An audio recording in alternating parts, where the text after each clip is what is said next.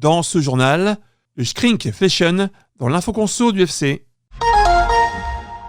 L'infoconsommation de l'UFC Que Choisir de Artois du lundi, avec nous Tony Morales, vice-président. Bonjour Tony. Alors, qu'est-ce que le Shrinkflation ? Bonjour Mickaël. Alors ce nom barbare, il s'agit de l'obligation d'informer les consommateurs sur les produits concernés. À compter du 1er juillet 2024, les supermarchés devront obligatoirement informer les consommateurs des produits dont la quantité diminue, mais qui sont vendus à un prix identique ou plus élevé. Pour rappel, le shrinkflation est aussi appelé réduflation, et le terme utilisé pour définir la pratique commerciale selon laquelle le prix du produit augmente ou reste identique, tandis que la quantité vendue baisse. Bien que légale, cette pratique est controversée, car le consommateur ne peut pas la déceler lors de son achat.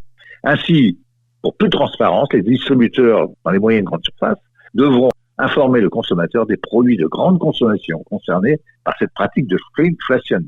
Il faut aussi préciser que cette nouvelle obligation d'information concerne les magasins dont la surface de vente est supérieure à 400 mètres carrés. Quelle information communiquer aux consommateurs et où ?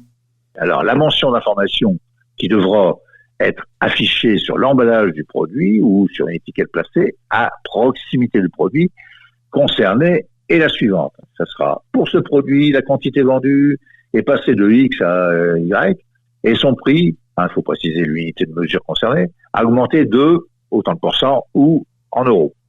Alors, les valeurs X et Y sont exprimées en poids ou en volume.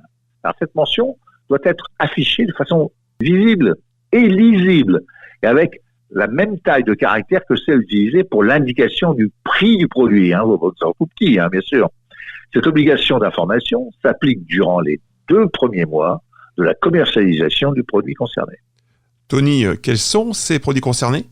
Alors, il y a les obligations d'information légales relatives à la shrinkflation, concernent les produits préemballés de grande consommation suivants, les denrées alimentaires, les produits non alimentaires vendus dans une quantité, poids ou volume, constante, produits ménagers, produits pour bébés. Il faut aussi préciser que ne sont pas concernés les denrées alimentaires préemballées à quantité variable ou vendues en vrac. Quelles sont les sanctions en cas de manquement ? Alors, les manquements à ces nouvelles obligations seront sanctionnés d'une amende de 3 000 € maximum pour une personne physique et de 15 000 € maximum pour une personne morale. Alors de plus, les agents de la DGCCRF, comme la répression des fraudes, pourront également prononcer des injonctions à l'encontre des établissements manquant à leurs obligations. Alors ces mesures d'injonction pourront faire l'objet d'une mesure de publicité, communiquer le message de sensibilisation aux frais du professionnel concerné. Les consommateurs ayant des doutes quant au prix à l'unité de mesure affichée ou en rayon sont également invités à le signaler via l'application ou le site internet Signal Conso.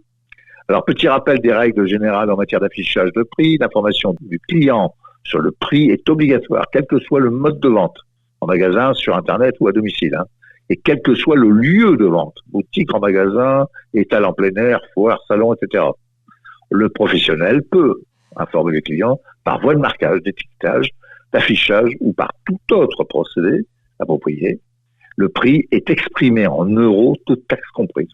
Tony Morales, merci. Je rappelle, vous êtes vice-président à l'UFC Que Choisir de Artois. Plus d'infos aussi sur ce sujet.